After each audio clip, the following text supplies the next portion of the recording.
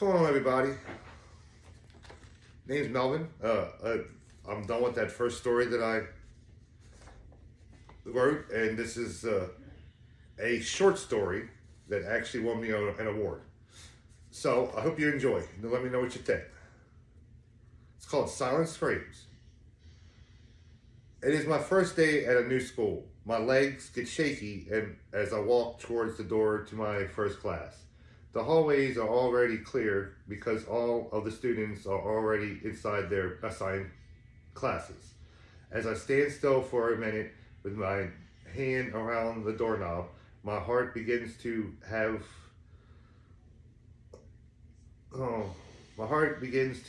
on how my new peers will react to my first impression. So I enter the door and all of the students' eyes are all directed towards the new kid, me.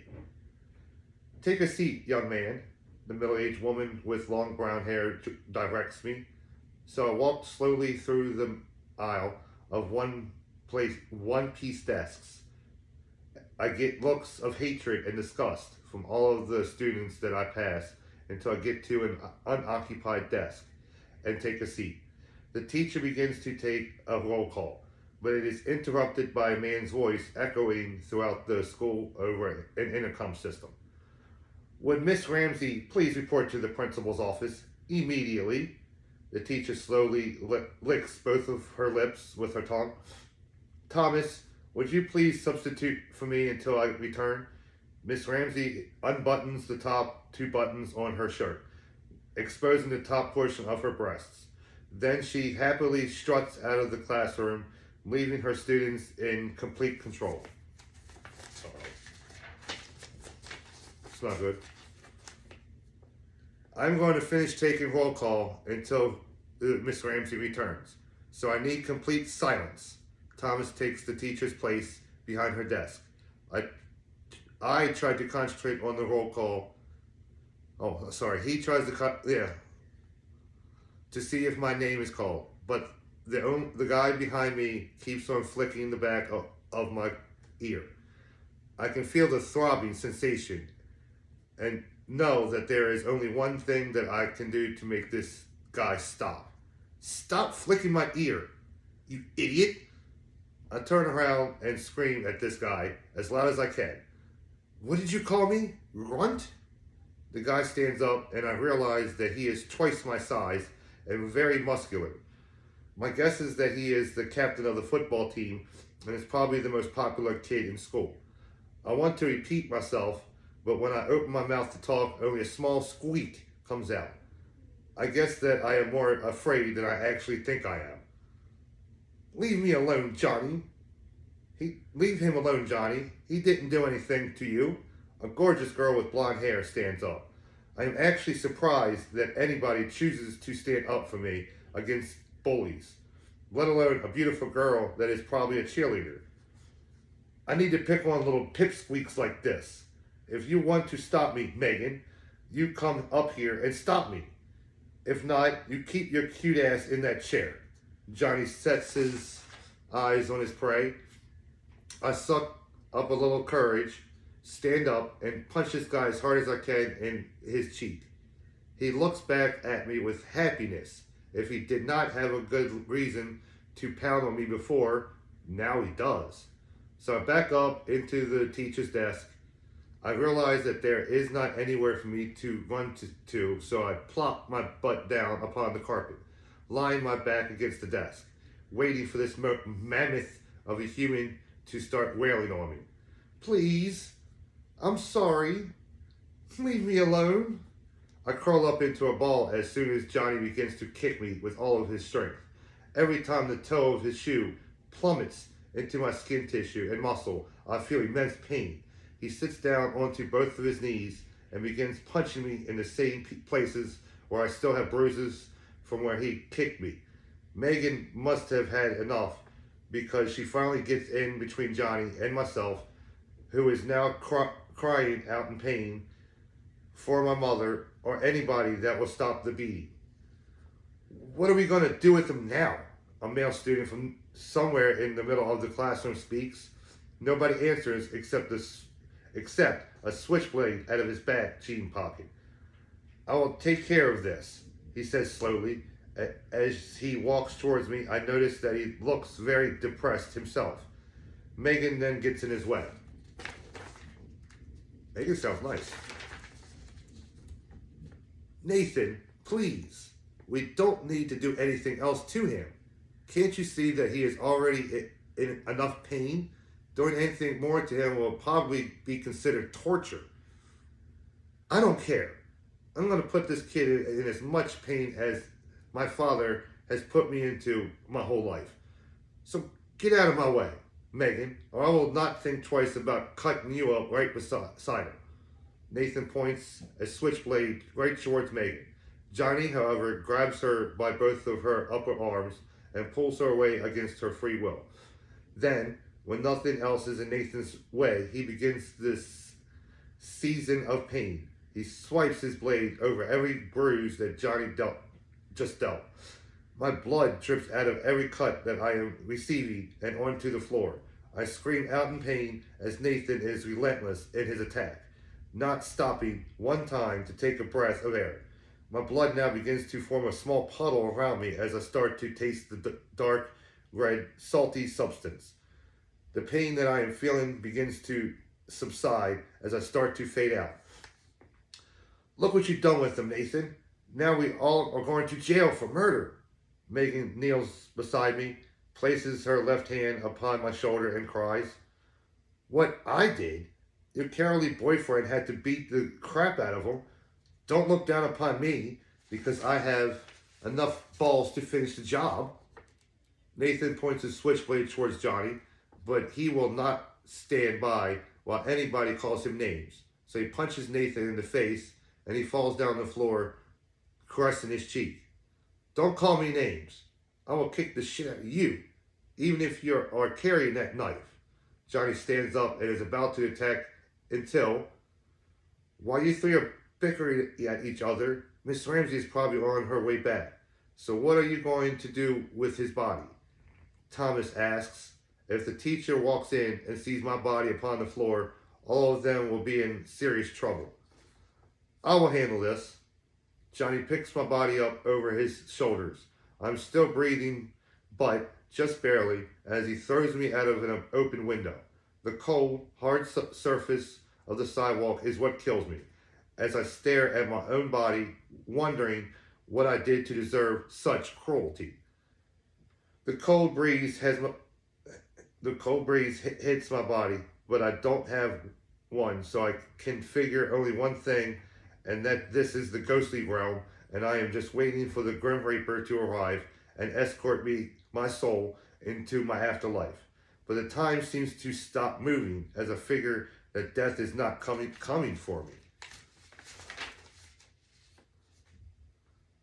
I guess that you are here to take me somewhere. I cry and shed some tears. It is too easily for me to be dead. It is too early for me to be dead. I am just a kid that deserves to live. That depends on you, I'm afraid. He interlocks all of his skeleton fingers together. Why? I can only think of my parents and how devastated they're going to be to find out that their son was murdered. It's called free will. I will give you a choice. Either come with me and I will take you to either heaven or hell, or I can give you exactly what you need to exact your revenge. Now, you want to become, I can see it in your eyes. How could I seek revenge when they are alive and I am now dead? Besides, even alive, I couldn't do anything. I would have taken his hand and have went with him. But I guess since life is not that easy, why should death be? So I ponder his gesture for a moment, but it does not take me long to make up my mind. So I take by the look in your face that you have made a decision. So what did you decide? He asks. He seems to be listening in closely to what my answer will be. Yes, I have. I want to make the ones who did this to me suffer the same way I did. So be it. A wooden baseball bat and a rolled up sock lies right in front of my feet. What do you want me to do with these? I pick both items up off the ground with both my hands and then look at each item with confusion. Use your imagination. He disappears, leaving me to do whatever I wish. So, with the baseball bat in my right hand and the rolled up sock in my left, I make my way through the school in the direction of Miss Ramsey's class. I go through the hallways with no problems as I go through any teacher or student that gets in my path. I finally go through the door of Miss Ramsey's classroom and see that she is already getting back to her lecture. It seems like she does not even notice that the new student in her class is now missing. If nobody really noticed me before, nobody's even going to see me now. So I float towards the back of the classroom with the bat in my right hand, the rolled up sock still in my left hand, and evil intentions on my mind. I stop all movement and turn towards the student that sliced me with a knife. It seems only fitting that I start with him, seeing that he is technically the person that murdered me without any feelings or guilt of remorse. I first place the rolled up sock forcefully into his mouth. He starts to swing his arms, trying to hit whoever is behind him doing this to him. But every time one of his body parts even moves, I see the baseball bat. I use the baseball bat to knock them back down. He tries to fake the sock. He tries to take the sock out of his mouth, but I use all the force that I can muster and make one final swing towards his head. He falls to the ground, rolled up into a ball and grabbing his head in pain. So knowing that this kid is almost beat to death by my own hands is on his last few breaths. I move on to the next classmate. Time seems to have stopped.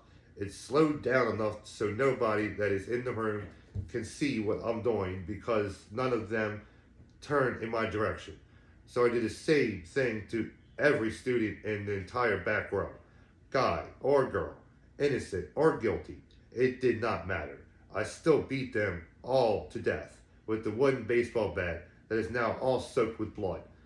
Once I get to the middle of the classroom, I gaze into Johnny's eyes, the bully that started this whole thing. I look back towards Nathan and see that death is following me, taking all the souls of the young teenagers to their individual afterlives. Something in the pit of my stomach tells me to stop what I'm doing. I went too far. I killed too many people. But I look into Johnny's eyes again, and for reasons out of my control, my heart gets filled with rage. I begin to swing the baseball bat. The only things that I can think about while my arms keep swinging is that my family will never see me again. All the things that were taken from me because of these two students and their silent witnesses. When Johnny is on the ground, I don't stop. I kill every single student besides one. Every time I swing the bat, I think about all the times that bullies get away with beating up on the little guy. I get to the teacher and I don't stop swinging the baseball bat. The teacher is as much in fault as Johnny and Nathan. How she did not see that one of her students was missing. Either arrogance or stupidity. Either way, I beat her to a bloody pulp as well. Everybody in the room now is lying on the floor in their own blood, besides one girl, the only person that tried to help me. What shall I do with you? I stand directly in front of her, staring into her baby blue eyes. When I look into her eyes, all the rage that is inside my heart temporarily subsides. You might as well kill her too. If you don't, she will go through so much psychological torment that she will beg for death.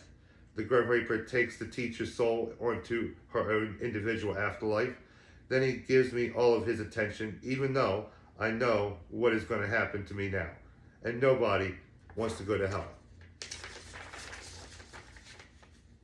She is the only person that tried to help me. Don't I get something for letting her live?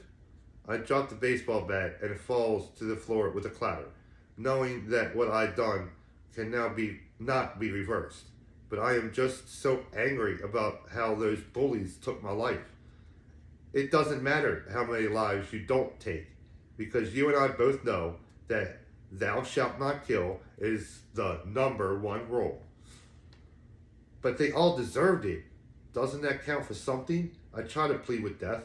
Maybe since I already gave him over a dozen souls, he will spare mine. The act is still valid.